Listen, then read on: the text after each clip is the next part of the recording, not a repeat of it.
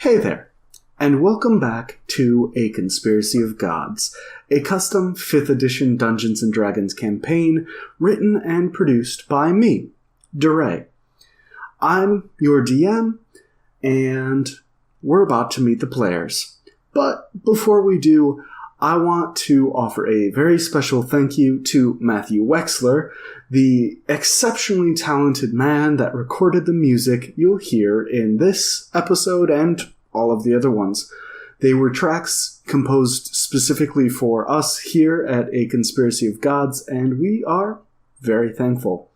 Now, let's get back to those players, shall we? Hi, I'm Chris. I play Calcifer, Fortune in the Mountain. He's a cleric.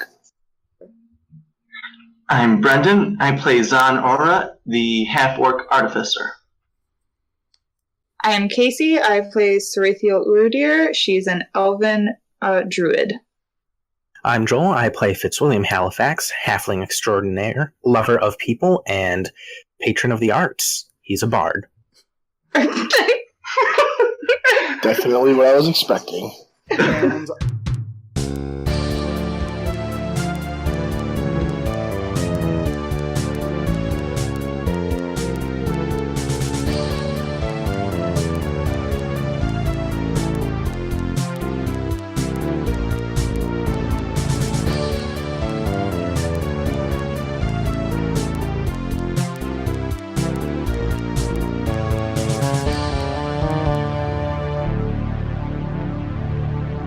so, as a bit of a reminder of what happened last week, you guys had traveled from Hathdorian, heading eastward toward the Atlac cities, at the behest of a high noble dwarf that wanted some information and suspected another noble of having some shady dealings with the gnomes. On your way there, one of the lava troughs lighting the tunnels and warming them exploded in the night, causing you all to kind of run pell-mell down the halls, trying not to get set on fire, essentially. You ended up in the City of the Damned, where it looked like a lot of people were enslaved. You were basically taken then to the lords of the city, who explained that these people had some form of magical disease that was killing them, causing them to explode at random, causing a lot of damage and destruction, and asking you to basically hunt down a rebellion that had opened up in the city. You kind of warily agreed and started heading through the city, where you ran into what your best guess is a specter, even though it didn't appear to be any specter you'd ever heard of, that you identified as the first king of Ilios, Nalam Aurelian. He then passed on messages to each of you, independently in languages only you would understand, before disappearing. In the background, you saw his massive dragon, and you were all, except for Fitzwilliam, kind of shaken by these messages. They were very personal in nature and not the least bit confusing in some instances. But you forged on ahead despite this, finding the leader of the rebellion, and after something of a battle in which Sarathiel saw a man which she had caused a great deal of agony to, using some magic on him, explode in front of her face, you managed to calm the situation down, Fitzwilliam did, with some fancy talking, before one of the lords of the city showed up and basically offered a pain reliever, more or less, and basically talked the leader of the rebellion down. However, after being talked down, that leader died. You're not entirely certain how or why, but she was dead, which basically meant she was about to magically explode as per the parameters of the disease. So you guys kind of all ran the hell away. The explosion occurred, locked in, or causing an avalanche of rocks that blocked off the cavern you'd been in. You returned to the tower. The lords of the city promised to save the people. You offered them some suggestions on how to make the people feel less like slaves. They rewarded you with 3 stones of transfiguration, which have a one-time use and allows you to transfigure either a solid into a moldable substance, or a liquid to a solid, or a solid to a liquid for 30 seconds, at the end of which those objects will turn back into their original state. Any molding done will be maintained, of course. So you guys left, returned to the main tunnel, where you heard the talking of a fire giant, it turns out, and saw a 20-foot wall of rock, basically in the center of this tunnel. The fire giant approached you, introduced himself as Surafay, and asked you essentially what you knew about why there were gnomes in this tunnel and then a Palanir where the rock wall was. And that's basically where you guys are starting. Surafay, the fire giant's about 18 feet tall, wearing intricately forged plate mail and bearing a massive mithril forge hammer. And he's just kind of standing there. He's chatting with you. He doesn't seem hostile. And he's basically said, you guys have a story to tell me. So he's waiting for your response. Oh, and Fitzwilliam's hiding. He's like a ninja. Oh, that's Forgot about that. Yeah. Crap, we actually have to do talking? What is this?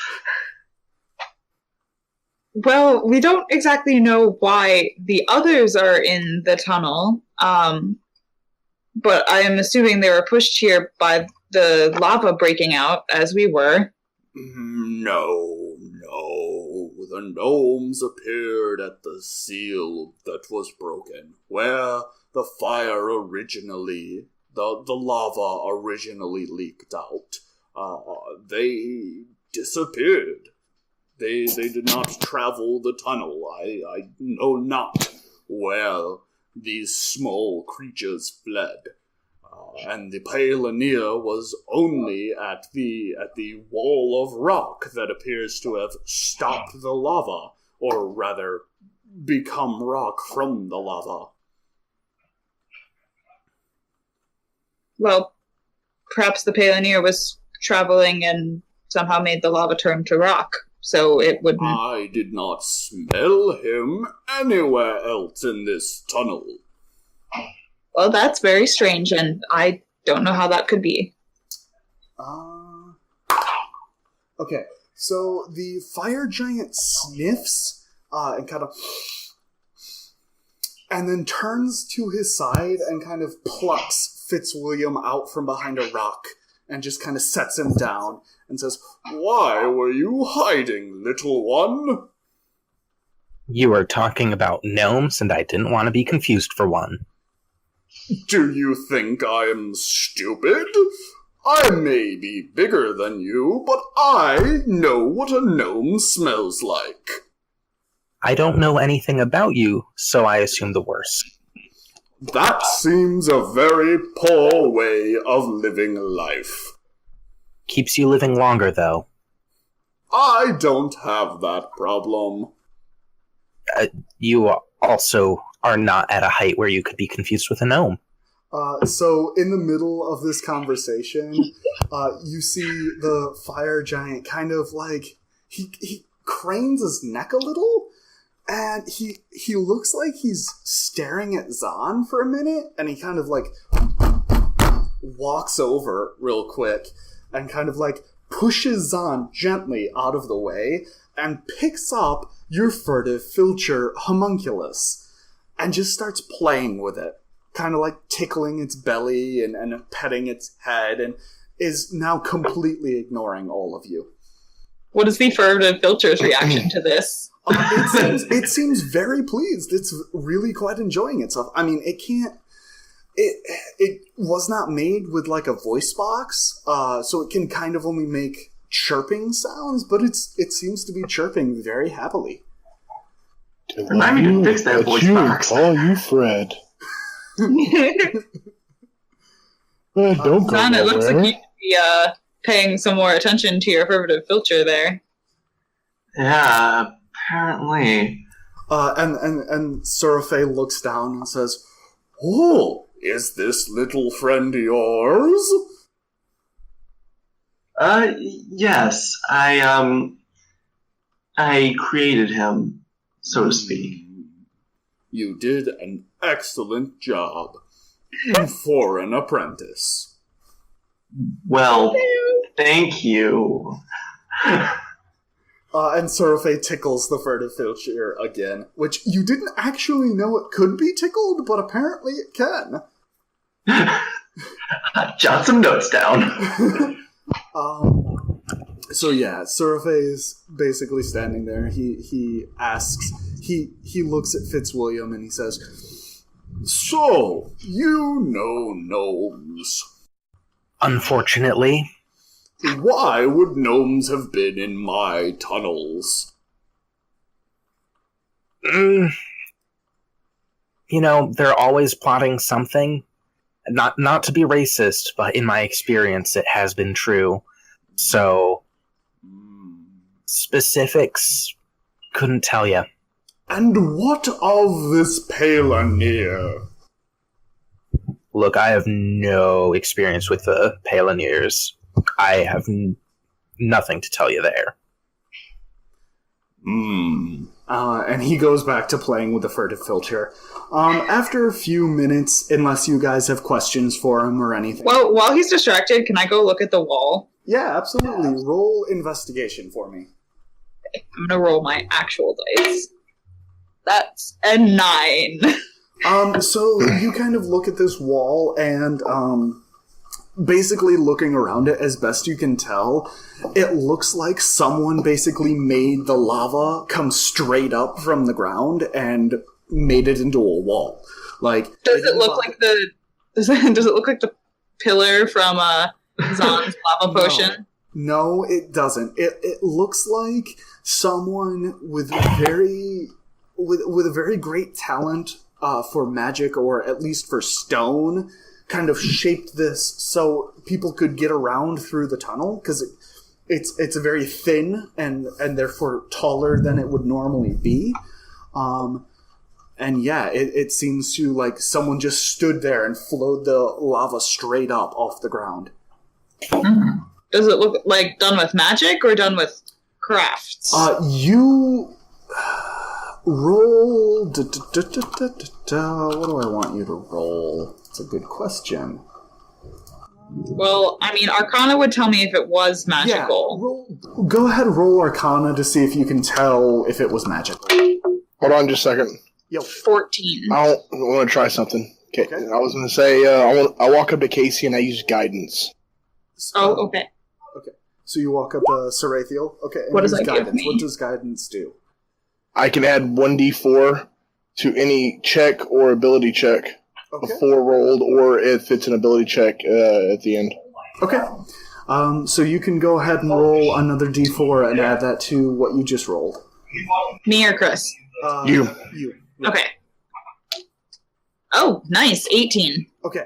rolled 4. So this is not magic you're familiar with, but it's absolutely, definitely magic.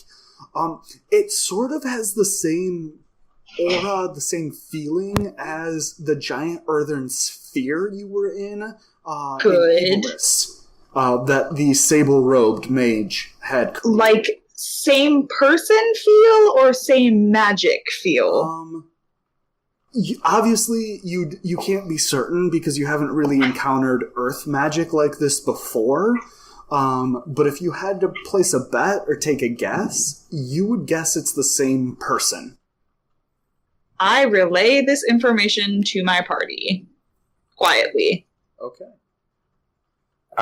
While she's doing that, by the way, Fitzwilliam tells the mountain giant, or the fire giant, right? Yes, fire giant. Yep. The fire giant.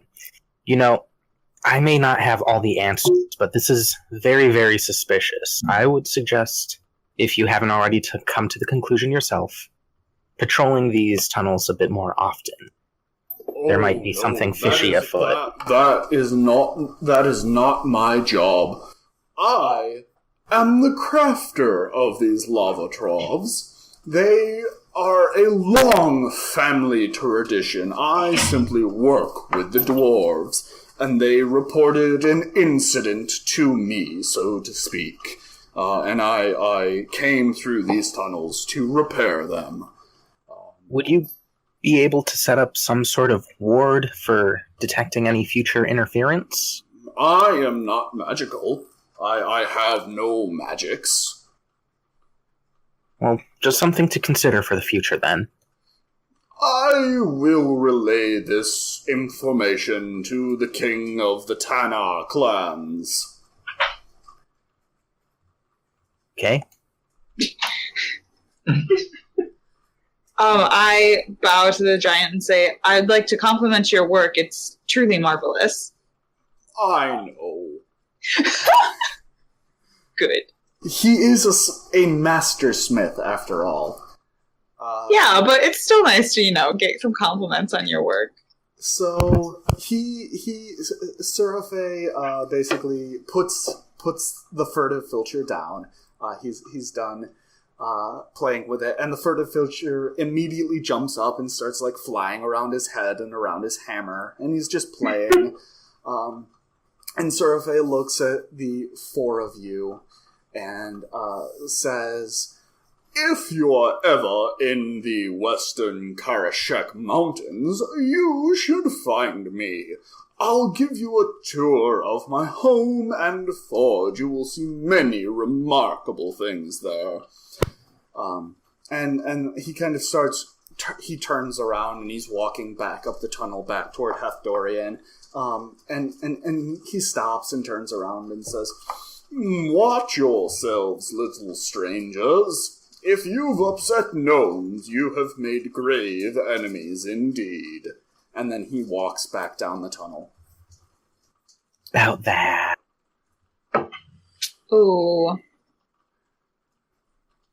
Okay. So, Do you have gnomes trying to kill you, Fitzwilliam? So, we're going to look for that book, right? Fitzwilliam, do you have gnomes trying to kill you? You don't have to tell me why. Just answer yes or no. Maybe a little. Do you know how many gnomes are trying to kill you? Lost count. Cool. My bad. Okay. So you guys, I assume, correct me if I'm wrong, continue traveling down these tunnels, these clearly abandoned tunnels, although they are still in good shape. And you're traveling beneath central central Ilios. And it's pretty boring. You don't really encounter anything. It's a pretty straight shot, judging by the map that the High Noble gave you. You have to kind of work your way around a bit of rubble every now and then. But you don't have a lot of trouble, except for one less than small thing.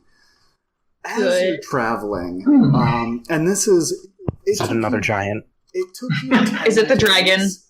It took you 10 days to get to the City of Slaves, and it's going to take you probably another week or two to get to Kallack Dur, which is the nearest Atlak city. And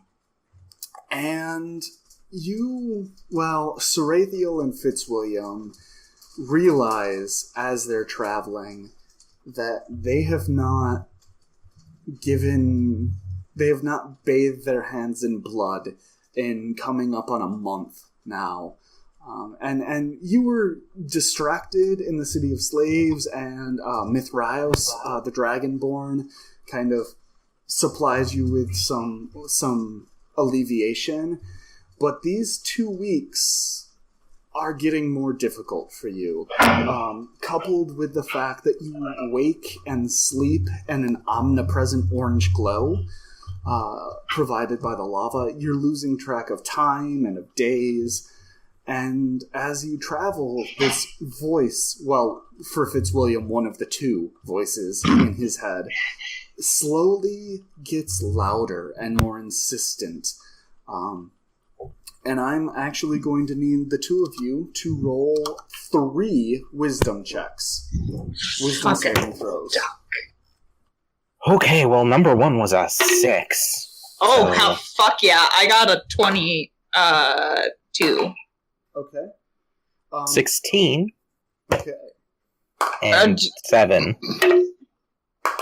Okay, so 22, 14, and 7. Okay. So, Fitzwilliam, in the next about 5 days after you leave the City of Slaves, you wake from your sleep, and you cannot control the voice in your head. It wants blood. It does not care where it finds it. And I yell, penguin. Yeah, you can. You have that much control. You have control over your voice, essentially. I yell, penguin. Now, are we all sleeping, or...? Yeah, you would all be sleeping. I yell, penguin. And it kind of Calcifer. reverberates off the stone walls of the tunnel. Calcifer, you have it. Yeah, no. Calcifer sits up, alarmed, grabbing his hammer, looking around. I yell penguin again. You see Fitzwilliam is on his feet and like moving as though he's trying to fight his own movements, but not succeeding. Okay, Calcifer reaches in his bag, rushes to his feet, and tackles Fitzwilliam with the penguin directly in front of him, pushing it into him. Fitzwilliam does not resist. Alright, so as soon as this soft, fuzzy fur touches your skin, Fitzwilliam, the voice, the raging torrent inside your head kind of calms enough that you regain control of yourself. You're a little shaken, but you do not feel, and you do not feel great, but you've basically come back to yourself. Sarathiel, on the same night, has some really horrible nightmares, not just of the man that exploded in front of her, but also of, like, being absolutely covered in blood as it rains from the sky, with her friends dead around her. But she does not wake up. And so about a week passes, as best you can tell. Again, telling time in these tunnels is getting very, very difficult. But about a week passes, and Fitzwilliam sleeps soundly through the night. Doesn't have any problems. I mean, his dreams are a little odd, but nothing alarming. While Sarathiel has that same repeated dream of blood raining from the skies, and now joining her dead companions on the ground, pooling blood, is also the man that exploded her entire family and every person from her past. Mm-hmm. And Sarathiel wakes up, not out of control, but just out of kind of terror.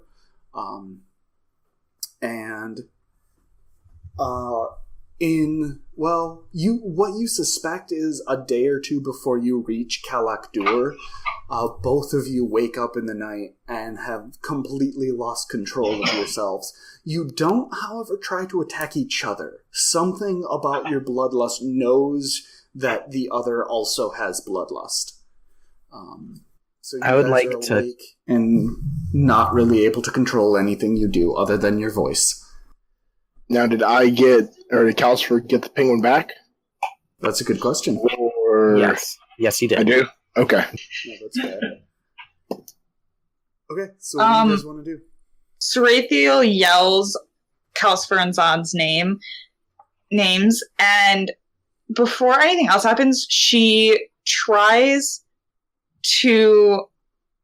This is, like, probably the stupidest idea ever, but she tries digging her nails into her own arm. Okay, roll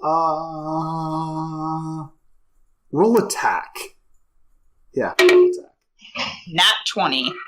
All right, you dig your fingernails into your arm and rip open your skin. You tear a chunk of skin off your arm, and it starts bleeding a lot. And Fitzwilliam sees it and is immediately just shoving his hands in your wound.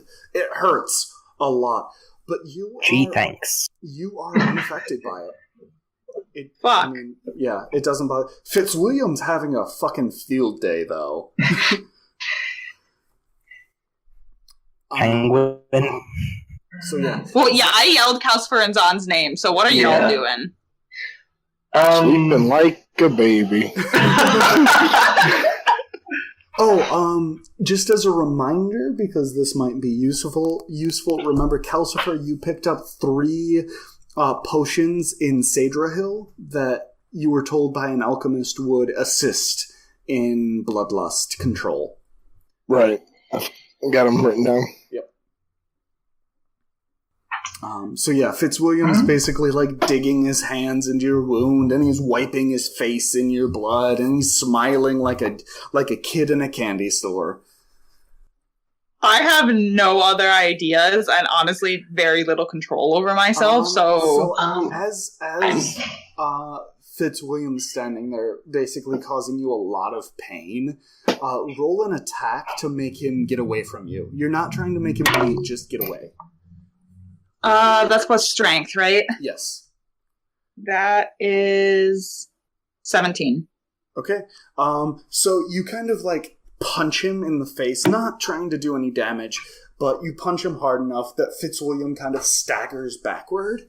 And Fitzwilliam, you, as you're basically getting punched in the face, you kind of shake your head, and your head clears, and you realize that you're covered in blood. But Do I have enough presence? Do I have enough presence of mind to cast a spell? No. Damn it. Not unless you're casting the spell to attack someone. Nope, I was gonna cast Cure Wounds on myself. Okay. No, not at the moment, you don't. So I want to try something. Is that awake? Yes. I'm going to run over and see if I can, at the very least... Well, okay. Sarathiel, are you in physical control right now? Not a lot, no. Okay, then I'm going to... kind of standing there shaking because I'm trying not to move. You're actually in. Or am I? Roll a strength check. Roll a strength check for me. 14. Yeah, you are actually successfully managing to hold yourself back, barely, but you are managing to keep from moving. Okay. Then Sarathiel, would you like me to give you a healing drought? Because I can whip one up real quick. That's not exactly the thing on my mind right now, but it might help a little bit. Fair enough, fair enough. So how much commotion is going on right now? I mean, I assume Sarathiel's not being quiet, and Nope. neither is Zahn. As Zon's doing whatever he's doing, I yell Calcifer louder than I did the first time. Okay. Calcifer sits up groggy, looks around. Notices... Yeah, It's about time. You see Fitzwilliam just standing covered in blood, kind of just trying to figure out what's going on. Zahn is kind of bent over a mortar and pestle, adding ingredients and mixing them together in a potion vial. And Sarathiel is standing, physically shaking with the effort to prevent herself from moving. Okay, Fitzwilliam? Oh, go ahead. Oh, go ahead. No, you got it. Fitzwilliam grabs his flask of water, casts prestidigitation to make it look, feel, and taste like blood, and splashes Sarathiel with it. Okay. I'm just imagining you just fucking throwing blood in my face.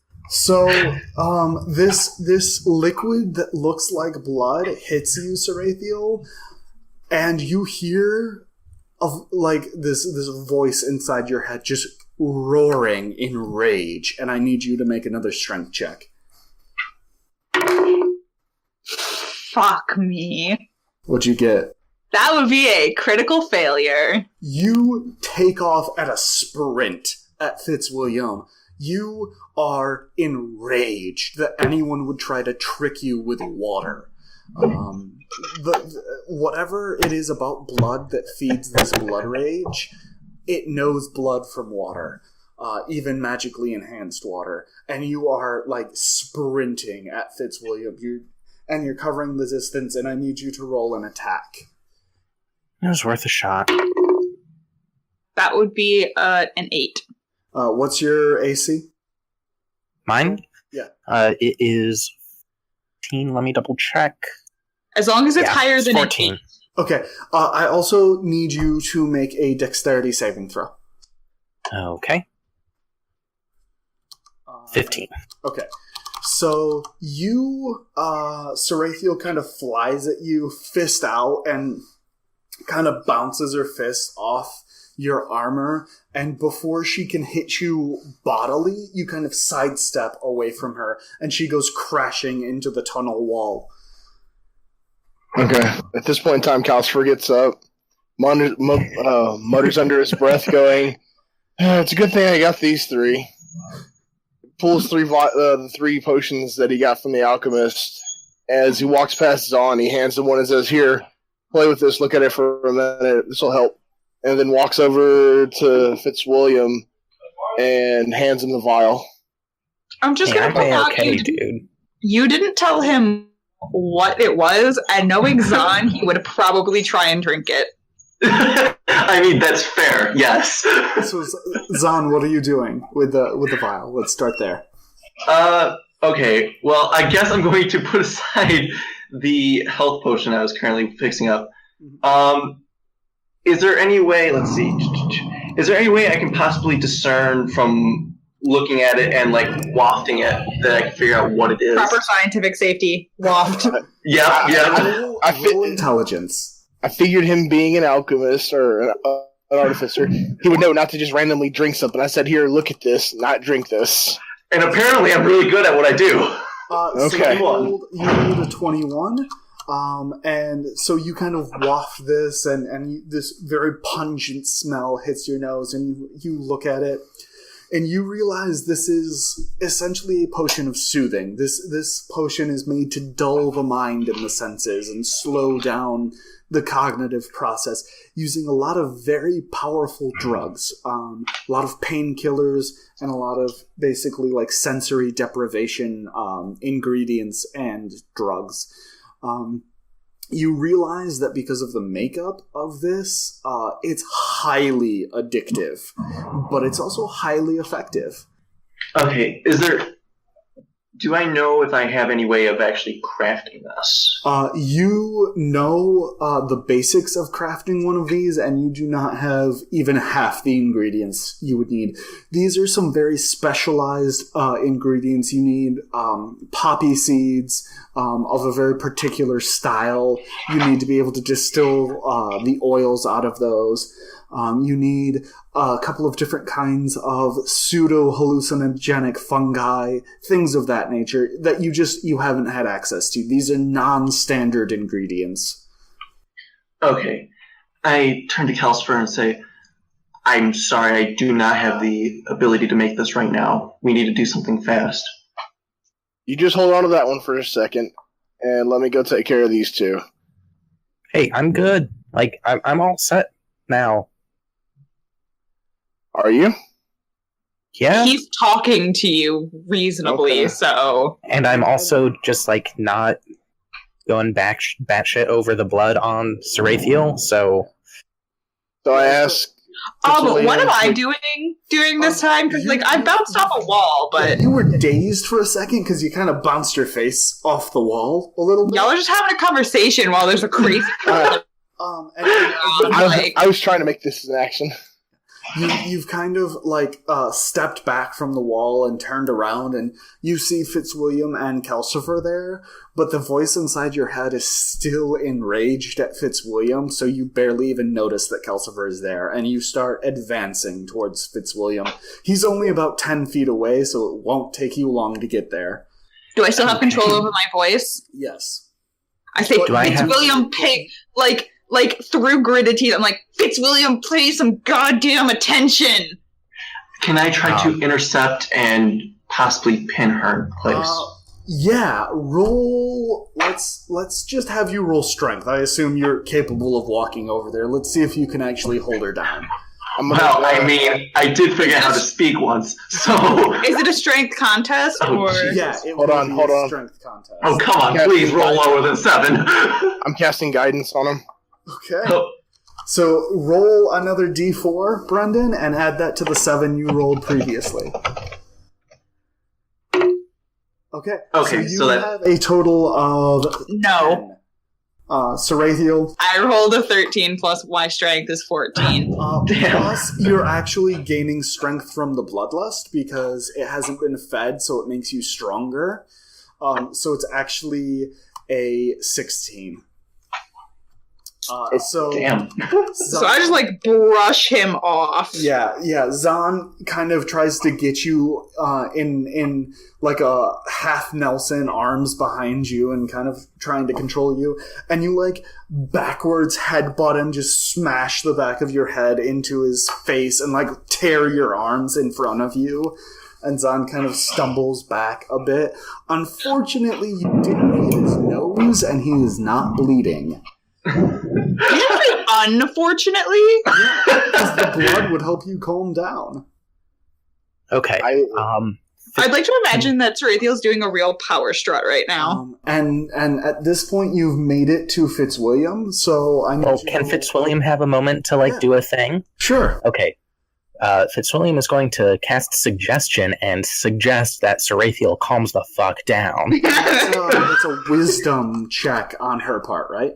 Yes. Okay. She Do needs I to make a have wisdom any saving sort throw. of advantage or disadvantage or anything? Because the suggestion is going to have to combat something that's incredibly pissed and altogether magical, you're going to have advantage on that roll. Fitzwilliam, this was I am a magic user. I have funneled everything into wisdom. My first one is a 17. Oh, jeez. And that wins. Yeah, it's a 17. Roll again just to see if you get critical. No, it was a 4. Okay. Which would be more Fitzwilliam than that, casts this suggestion, and this voice in your head basically brushes it aside before you even comprehend it, and now I need you to roll attack unless Kelsifer is going to do something to stop you. Yes, Kelsifer is actually going to cast Sanctuary on Fitzwilliam. Okay, and what does that do? I'm about to link it. Okay. Where did I put it? Okay, so you ward Fitzwilliam, and... Yeah. So, okay, cool. So, Sarathiel, I need you to roll a wisdom saving throw. Okay. There goes my die. That would be another 17. Okay. Oh my. And Kelsifer, what's your spell save DC? 14. Okay. Not 17. So, you succeed, and now I need you to roll attack. Oh, hold on. I want to see if I can do one more thing. Don't base it on wisdom. Hey, I don't have a whole lot of options, okay? I was going to say, my wisdom's actually really high too, so that's the only reason why I did it. Okay, I am going to use my cutting words to reduce Sarathiel's attack roll. Okay.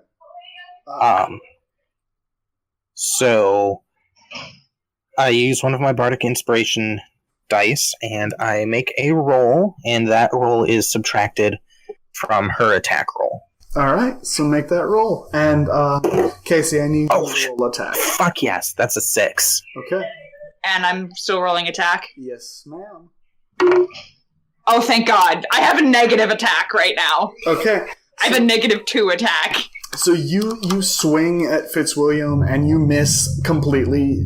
Like, where you were swinging, he's just not standing. He didn't move. You just missed that badly. And you bounce your hand off the wall and you hear a crack. Not a loud one, but you definitely hear a crack. And I need you to make a Constitution saving throw. Okay. 8. Unfortunately, the pain did not allow you enough of a break in anyway, so the pain does not allow you enough of a break in the voice in your head to actually regain control of your body. Okay. So wait, was that one that I wanted to fail worse? Or what? Constitution? Yeah. You might find out. Okay. So Sarathiel, I also need you to roll wisdom. It's been long enough that at least part of your brain is like, come on, get control. So wisdom saving throw. Oh, for fuck's sake, now it's an 11.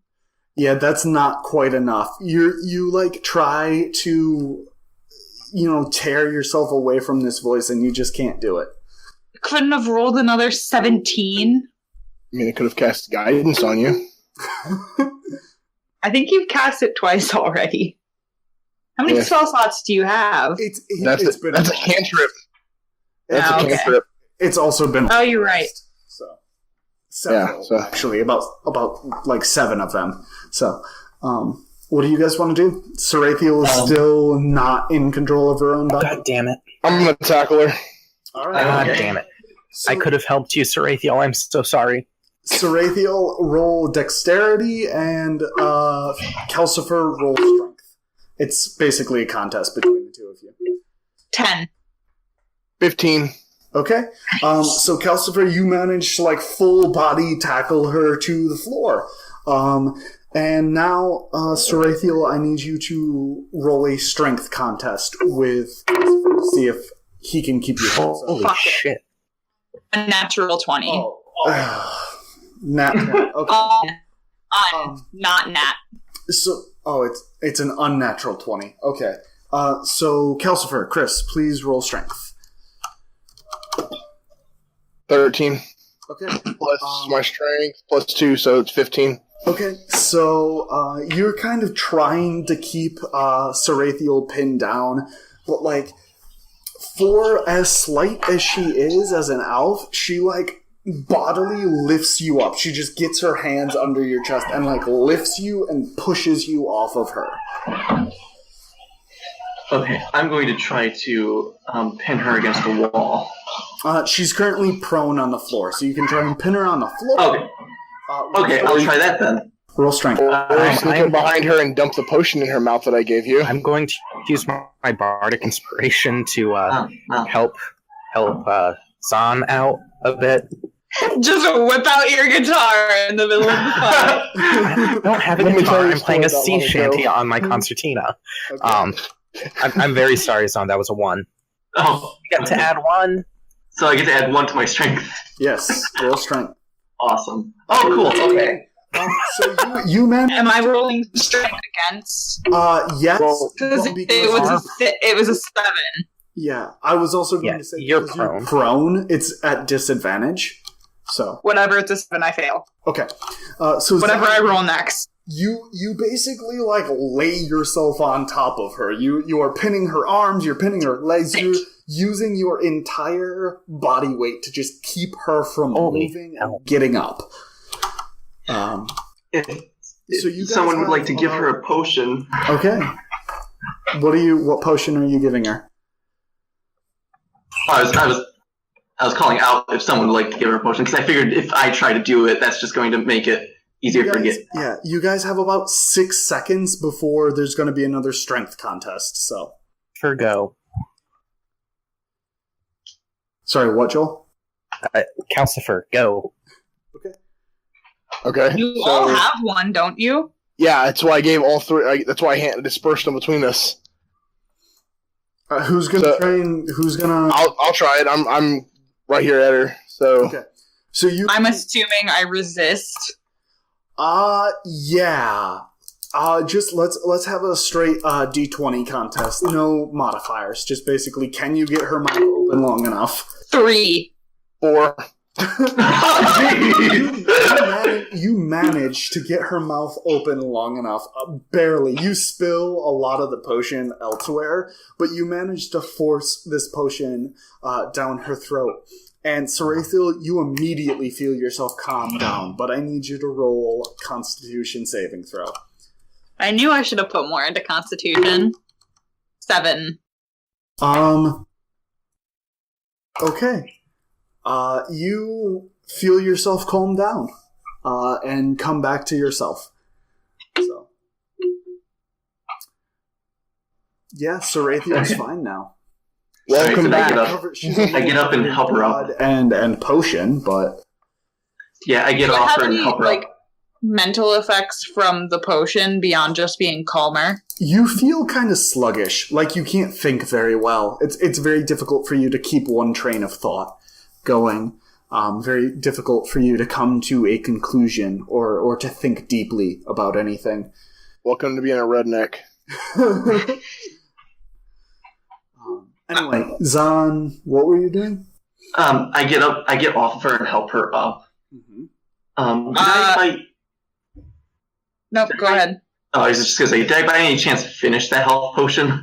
You actually had one previously made? Oh. Huh. Okay. So are then you... I was just going to say I'll offer that to her then. Okay.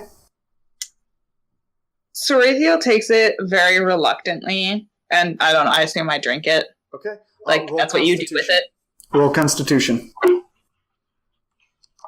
I was asking if I'm supposed to drink it. Yeah, that's what you do with it. Okay. 10. I don't know. Some of them you pour on. 10. You drink this, and for a second, you feel your arms start to mend. It feels warm, and the skin kind of knits together. But about a second or a second and a half after that, you start feeling really, really bad. You start feeling like you're going to be sick. And about 5 seconds after that, you just start vomiting violently. And as soon as I feel like I'm going to be sick, I aim away from everything. Okay. Yeah, you empty your stomach onto the tunnel floor. And basically all that was in your stomach at this point was the health potion and the potion of soothing. And you vomit it all out. Your arm is partially healed, like it's not actively bleeding, but it's gonna take a while for it to finish healing unless other magical means are used. And Zahn, you watch this happen, and then you suddenly remember the first lesson of alchemy: never mix potions. Wait, when did I mix potions? When I drank a potion of soothing and then a potion of healing, which I thought was going to be a problem, but Sarathiel wouldn't know that. Yeah. Fair enough. You forgot that lesson in the commotion. However, this had an unintended consequence. Is it that I'm not addicted to Sarathiel managed to throw up this potion of soothing within enough time that her body didn't become used to it enough for her to become addicted, which was definitely going to happen. Yep. Okay. So, lesson 1, mix your potions. Zahn just face palms himself because he's just so upset with what he just did. For comedic relief, Calcifer tackles Sarathiel with the penguin rubbing on her forehead. Sarathiel is so unamused by what she just did that she is not having it. She just lays there completely still. Okay. Good. Take the penguin. Yeah. Sarathiel, other than feeling your hand, you definitely think that there's a broken bone in your hand. You're not certain which, but your hand is aching like there's a bone broken in it. Knew I should have taken mending. Your head kind of aches a little bit from where you bounced it off, and your body's sore from the violence of the vomiting. Otherwise, you feel like all right. Like, you don't feel great, but you feel like yourself. But yeah. Which She gets to have an angst trip now because she is not pleased with herself. I sense emotional vulnerability. Fitzwilliam swoops in. Oh no! Sarathiel, we need to talk. I'd really rather not. I'm just saying, would you rather risk 2 lives or all of ours? She, stares at the wall and doesn't answer. And it's not just us that you're putting in danger by not going with the most immediate form of relief for this. You're putting everyone we come in contact. Do you think I don't know that? I'm just saying. I think we've passed the point where not acting is an option. Sarathiel pointedly turns her back on Fitzwilliam. I've done my job. Okay. Calcifer comes up. Is Sarathiel holding her hand right now? No. Because it's broken? She's kind of flexing it. And because she's being an angsty teen, she's purposely making it more painful. So every time she flexes it, Calcifer, you see that as she's bending down, her pinky and ring finger is when she's wincing the most. So you suspect the bone is broken somewhere in there. Okay, so Calcifer walks up and asks Sarathiel, is her hand okay? Well, I think something in it is broken, but no less than I deserve after what I did. Would you like me to help you with that? This is where Sarathiel is torn between knowing that she needs to be an effective fighter to help her team, but also being but I just hurt them. Eventually she sighs and holds out her hand to Calcifer. Okay. Calcifer takes her hand gently in his and then casts Mending. All right. Sarathiel, you feel this really strange sensation of something shifting in your hand of its own accord, and then your hand just stops hurting. And she kind of nods a thanks to Calcifer. Calcifer smiles and walks back over and sits next to his pack. All right. So, you guys finish your journey after this. It's about another day and a half walk. Sarathiel does a lot of meditating instead of sleeping. Elves don't actually have to sleep in general, so... In fact, they biologically can't. Okay. That's my bad then. But yeah. I'm assuming, things different can be different, and yeah, that's fair. I could be wrong, too. Elves, in this world can choose to sleep. They don't have to. But you have been, just because you don't have anything else to do, and the orange light kind of gets annoying. And it feels good. She meditates instead of sleeping. Okay. Sleeping makes me feel good. This is a great place to end the episode.